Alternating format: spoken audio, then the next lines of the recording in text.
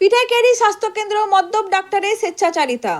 চিকিৎসা ব্যবস্থার বেহাল অবস্থা তা নিয়ে বিরোধীরা বারবার সোচ্চার হয়েছে। তবুও রাজ্য সরকারের এ নিয়ে কোনো টনক নেই। বিভিন্ন সংবাদপত্র বৈদ্যুতিক মাধ্যমে এ নিয়ে বারবার খবর হতেই থাকে, কিন্তু কর্তৃপক্ষের কোনো কর্ণপাত নেই। শিশু মৃত্যু, রোগীর মৃত্যুর ঘটনা হামেশাই আমরা লক্ষ্য করি বিভিন্ন বেসরকারি হাসপাতাল থেকে শুরু করে সরকারি হাসপাতালগুলিতে। এই নিয়ে বচসা, ভাঙচুর, এমনকি মারামারি পর্যন্ত হয়েছে। কিন্তু তাতেও রাজ্য সরকার ও হাসপাতাল কর্তৃপক্ষের ঘুম ভাঙেনি।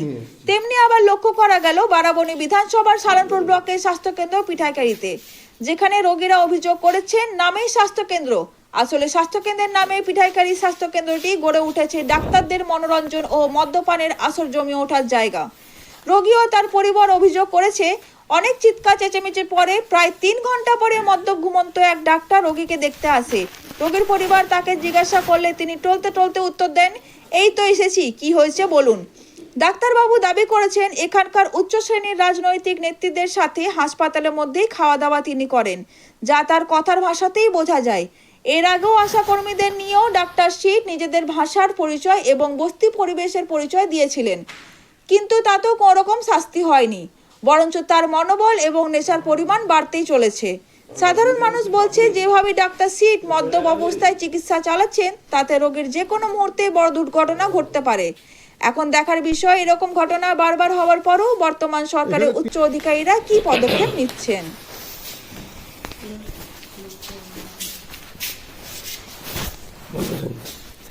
এই পেশেন্টকে আমি 1:40 নিয়ে এসেছি।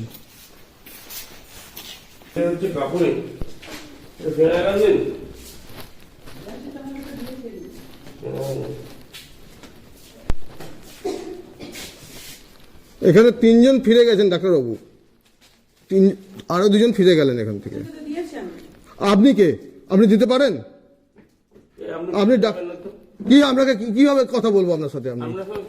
আপনার সঙ্গে আমি কিভাবে খারাপ কথা বলছি? আপনি কখন দেখলেন? না আপনি দিতে পারেন? আপনি কি আপনাকে কিভাবে কথা বলবো আপনার সাথে? আপনার সঙ্গে আমি কিভাবে খারাপ কথা বলছি? আপনি কখন দেখলেন? আমি স্যার, একটা অভিযোগ আসছে কি আপনি নাকি 2 ঘন্টা পরে এসেছেন এবং আপনি মদ্যপ অবস্থায় আছেন, কি বলবেন স্যার?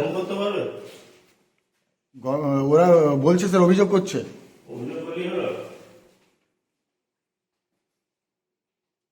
আমরা আমার ওয়াইফকে নিয়ে এসেছিলাম, একটু ওর ব্রিদিং প্রবলেম হচ্ছিল আর ঠান্ডা লাগছিল। 1:15 কাছাকাছি এখানে এসে দেখছি ডাক্তার ভাই কেউ নেই। একটা নার্স এলো, জাস্ট একটা অক্সিজেন মাস্কটা লাগিয়ে চলে গেলো। আবার অনেকবার ডাকলাম ডাক্তার 2 ঘন্টা পর ডাক্তার এসছে। ডাক্তার পুরো ড্রিঙ্ক কন্ডিশনে, মুখ থেকে একদম মদের দুর্গন্ধ বেরোচ্ছে। একটা ইঞ্জেকশন দিয়ে আবার আমাদের সাথে অনেক ঝামেলা করছিল, দিয়ে আবার চলে গেল। আর এখন একবারও আসেনি। পেশেন্টের কন্ডিশন ওই আছে, ওই মাস্ক লাগানো আছে, একটা ইঞ্জেকশন দিয়েছে, আর কোনো ট্রিটমেন্টের কোনো কিছু। আপনার নাম? আমার নাম সন্দীপ মধু।